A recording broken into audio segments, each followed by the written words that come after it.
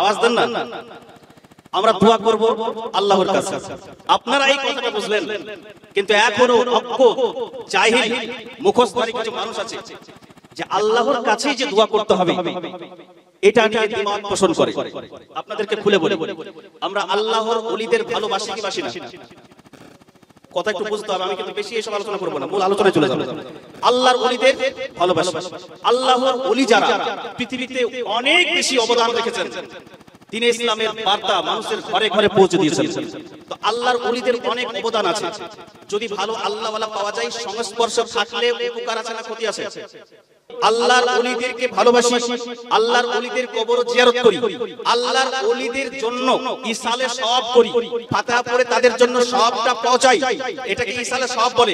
কিন্তু আমরা যখন দোয়া করি তখন দোয়াটা কার কাছে করি? এরা বলছে দোয়া এখন পীর সাহেবের কাছে করা যায়, মানে পীর সাহেবের কাছে দোয়া করো। এখন ফিলিস্তিনের মানুষ যারা বিপদগ্রস্ত তাদের জন্য যদি আমরা দোয়া করি তাহলে দোয়াটা কার কাছে করব? একটু আওয়াজ দিতে হবে, ঈমানের ব্যাপার আছে। যারা খাঁটি পীরপন্থী, যারা খাঁটি আহলে সুন্নাত ওয়াল জামাত, এদের অন্তরে শিরকের বৃক্ষ বপন করার চেষ্টা করছে।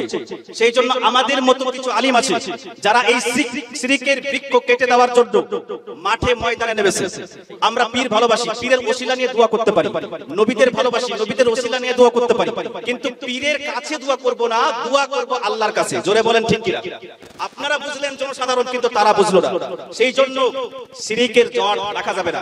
আগে যে বক্তা ওয়াজ করছিলেন, আল্লাহ তোমার কাছে দোয়া করি, আল্লাহ আমাদেরকে বিভিন্ন গুনাহ থেকে বাঁচাও, বিভিন্ন রকমের অপবাদ, বিভিন্ন রকমের বেদাত শিরক থেকে বাঁচাও। একটা হাদিস বলে চলে যাব। নবী সাল্লাল্লাহু তাআলা আলাইহি ওয়াসাল্লাম বলছেন, আদ-দুআ হুয়াল ইবাদা, দোয়াটা হলো ইবাদত। তাহলে ইবাদত কার জন্য হয়? মানুষের জন্য নাকি আল্লাহর জন্য? এবার নবী সাল্লাল্লাহু আলাইহি সাল্লাম বলছেন, ক্বালা রাব্বুকুম উদউনি আস্তাজিব লাকুম। আল্লাহ বলছেন, বান্দা তুমি আমার কাছে দোয়া করো, আমি তোমার দোয়া কবুল করব। জোরে বলেন, তোমরা আমার কাছে দোয়া করো, আমাকে ডাকো, আমি তোমাদের ডাকে সাড়া দেব, তোমাদের দোয়া কবুল করব। সেই জন্য জীবন মরণ সবকিছু আমার নসিবে কি আছে, রিজিক কতটা আছে, রিজিকের মালিক, জীবনের মালিক, হায়াতের মালিক। আল্লাহর কাছে বিপদে পড়লে দোয়া চাইবো, আল্লাহর কাছে কোনো মুসলমান ভাই বিপদে পড়লে তার জন্য দোয়া চাইবো।